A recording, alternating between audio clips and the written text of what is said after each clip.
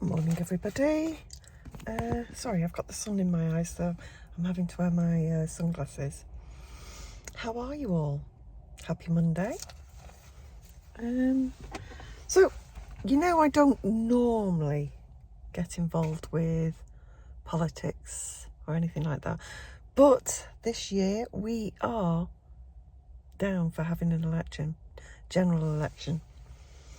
So I don't know about you, but I don't know who I should vote for. Yeah, it's a tricky one this time. Neither Conservative or Labour are instilling me with any confidence whatsoever. Sorry, I'm just undoing my seatbelt so I can lean forward a bit and put you up here. Stay there now. Yeah, so I'll just leave that like that. I'm sorry. Let's see if I can zoom in a bit. No, it's not going to let me. Never mind. Oh, a little black putty tapped. Yeah. Oh, this is a lot better. Let's see if I can bring it just down the slope a bit. There. Don't move.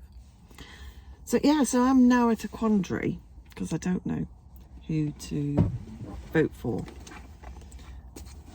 So it's, do I change my vote that I have, because I have only ever voted for one party. I'm not going to say who that is because that bit is irrelevant. I tend to try and keep an open mind. It's like when we had the referendum for Brexit. I actually voted to remain, and I think I've said in a previous video, I am really glad that we didn't, having seen that the way the European Parliament behaved, shall we say, afterwards. But I do think that this current government have missed a chance to really make their mark. Yes, they got Brexit through, but then that was it. They had every chance to say they were the government that did X, Y, Z.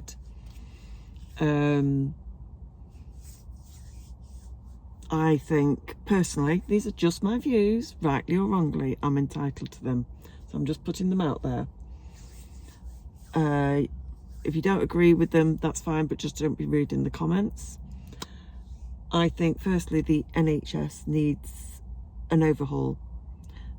There's too many staff, unnecessary staff, shall we say. Too many people doing the same thing. And I think that is a error that Labour made back in the noughties. I think that they added to the problem, shall we say. So I think it needs to be stripped back.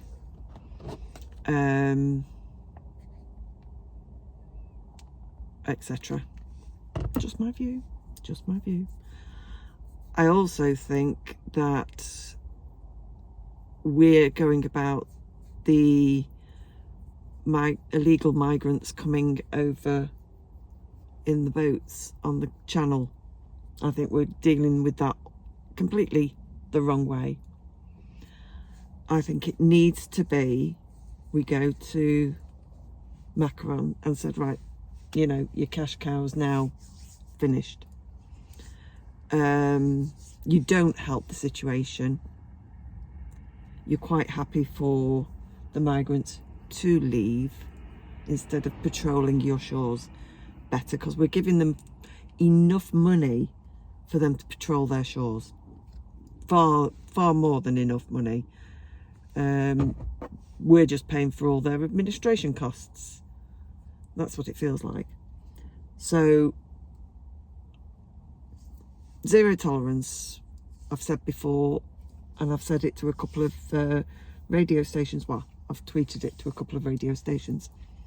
3 of our naval vessels in the English Channel with their tenders on them. Tenders go out constantly. They're continually monitoring in a figure of 8 way, and that's done 24 hours a day. And eventually they will stop trying, and it's a case of we take them back to France. We don't take them to England, we take them back to France. We stick to our grounds. If the French want to call us out on it, then that's fine, but no more money for them. We need it in this country. And zero tolerance.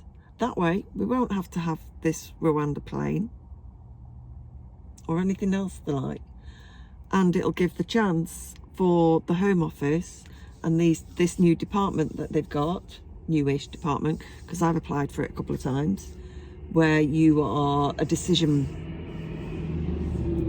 maker, and you interview these migrants, and you have to make a decision there then on the spot. So yeah, I think it would then give them the chance to catch up on their backlog, of which there are many thousands, many thousands. I think the Reform Party could end up taking a lot more seats than anybody else is anticipating. Never underestimate the underdog, and I really don't think they're an underdog.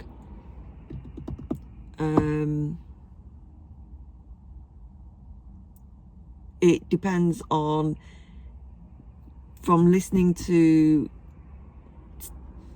Richard Tice and David Ball and others connected with that party, it's whether or not, if they were to get into power, would they then follow through on everything that they have said is wrong with the current government and their policies. And I think it should be a case of not just, oh, we'll do this one first, this one next, this one get them all done. That way you've got to give the public something, hope. You've got to give the public some hope, some sense of realism. You know, okay, we might not be able to lower taxes, etc., cost of living or whatnot, but explain to them why. You know, this is, I know we know why, but it's plain and simple, and all the finances and everything should be there for public review. That's what frightens me with regards to Labour, in the fact that they just left a note and said there's no money left. If they've done it once, they could do it again. And they haven't got policies. They haven't got a backbone. And their leader has certainly not got any balls.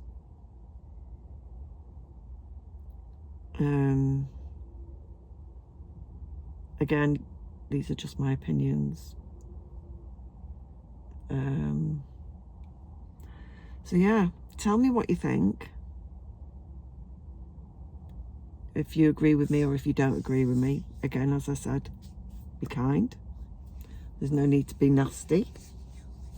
We can all have our own opinion, and we can all keep carrying on getting on. I have friends who are difficult political traits to myself, and they are quite vocal. I just say nothing. I don't outwardly disagree with them. I don't cause an argument with them. They're entitled to their opinion, just as I'm entitled to mine. But I just thought I would put mine out here for everybody to see. So I have. Oh, it's a glorious sunny day. It's bitterly cold though. Bitterly cold. The date is 15th of January. 15th of January, and we are somewhere around Chester at the moment. At Mollington, I think we are. So my other half is just doing some measurements and consenting and auditing whatnot of the electricity cables. So yeah.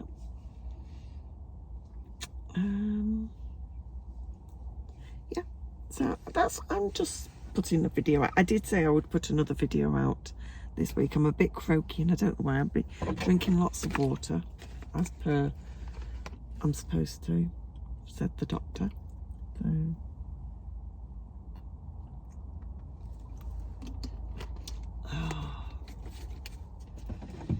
So yeah,